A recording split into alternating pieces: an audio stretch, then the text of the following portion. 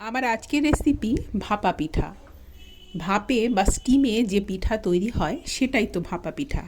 তবে ভাপা পিঠার যেই রেসিপির সাথে আমরা পরিচিত, আমার আজকের এই রেসিপি কিন্তু তার থেকে একেবারেই আলাদা।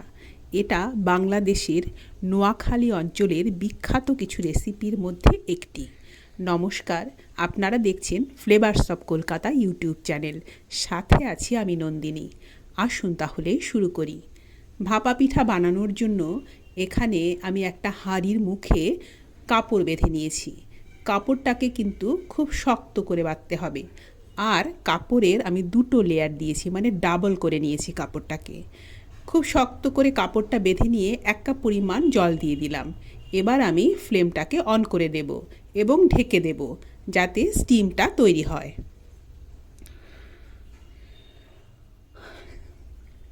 আর আমি এখানে দেখিয়ে দিচ্ছি আমি কি কি নিয়েছি বা কি কি উপকরণ এই পিঠা তৈরি করতে লাগবে। এখানে নিয়েছি নারকেল কোড়া, গোবিন্দভোগ চালের গুঁড়ো, আর এটা হচ্ছে চিনি আমি ব্লেন্ডারে গুঁড়ো করে নিয়েছি। আর আমি যেটা নিয়েছি সেটা হলো ঘরে তৈরি করা ক্ষীর। দুধ শুকনো করে আমি ঘরে ক্ষীর তৈরি করে নিয়েছি। এটা 1 লিটার দুধের ক্ষীর এখানে আছে। আর এটা হলো এলাচ গুঁড়ো। ছোট এলাচের দানা বের করে আমি চিনির সাথে মিশিয়ে শিলনোড়ায় বেটে গুঁড়ো করে নিয়েছি। একটা বড় বাটির মধ্যে আমি এখানে নিয়ে নিয়েছি তৈরি করে রাখা ক্ষীর। যে দুধ শুকনো করে আমি ক্ষীর তৈরি করেছি সেই ক্ষীরটা এখানে নিয়েছি। আর যতটা ক্ষীর ছিল ঠিক ততটা পরিমাণেই আমি নারকেল কোড়া দিয়েছি। আর গুঁড়ো চিনি দিলাম আমার পছন্দ মতো বা স্বাদ মতো। চিনিটা কম বেশি করে আপনারা অ্যাডজাস্ট করে নিতে পারবেন। এবার ক্ষীর, নারকেল আর চিনি খুব ভালো করে মেখে নেব।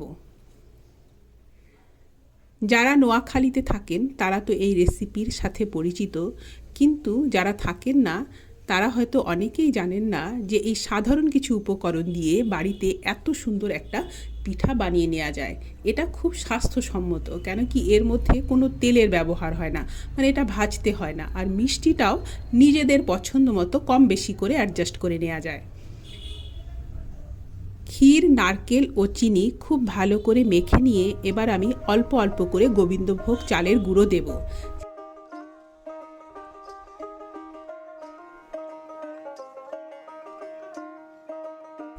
চালের গুঁড়ো ঠিক ততটুকুই আমাকে দিতে হবে, এটার মানে এই মিশ্রণটার বাইন্ডিংয়ের জন্য যতটুকু লাগবে।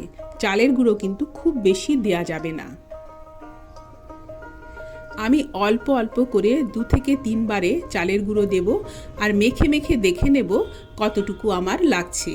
ক্ষীরটাকে যদি একটু টাইট করে বানানো যায়, মানে ক্ষীরের মধ্যে যদি খুব বেশি লিকুইড না থাকে, তাহলে চালের গুঁড়োটা কম দিতে হবে। আর তাহলেই এই পিঠেটা খেতে ভালো হবে।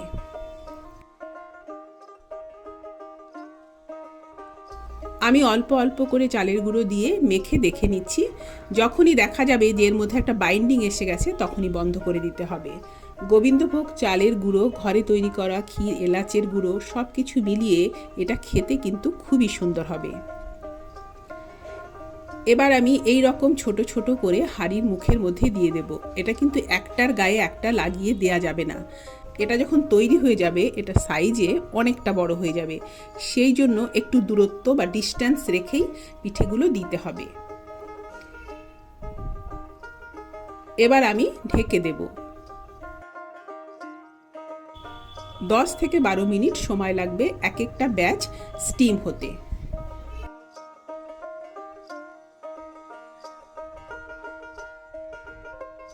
আমি টুথপিক দিয়ে চেক করে দেখে নেব এই পিঠেগুলো হয়েছে কিনা। স্টিম হওয়ার পরে দেখুন এইগুলো কতটা বড় হয়ে গিয়েছে। যতটা আমি দিয়েছিলাম তার থেকে প্রায় ডাবল। ফ্লেমটাকে অফ করে দিয়ে একটু ঠান্ডা হলে আমি এইগুলোকে তুলে নেব।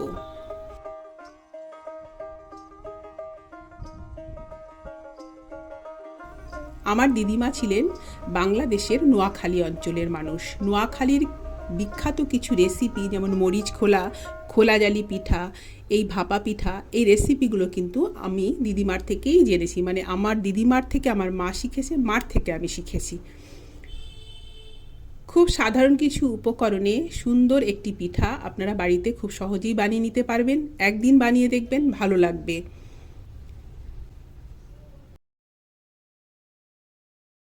সবগুলো তুলে নিয়ে ফ্লেমটাকে অন করে দিয়ে আমি বাকি যেইটুকু বাকি ছিল সেটুকুও দিয়ে দিলাম। এভাবে আমি সবগুলো তৈরি করে নিয়েছি। একটা আমি আপনাদের ভেঙে দেখাচ্ছি এটা কতটা সুন্দর হয়েছে আর কতটা সফট। আমি আশা করছি আমার আজকের এই রেসিপি ভিডিওটি আপনাদের ভালো লেগেছে। ভালো লাগলে আমার চ্যানেলটিকে সাবস্ক্রাইব করে আমার পাশেই থাকার অনুরোধ করব আপনাদের। আজ এই পর্যন্তই। আপনাদের অনেক অনেক ধন্যবাদ।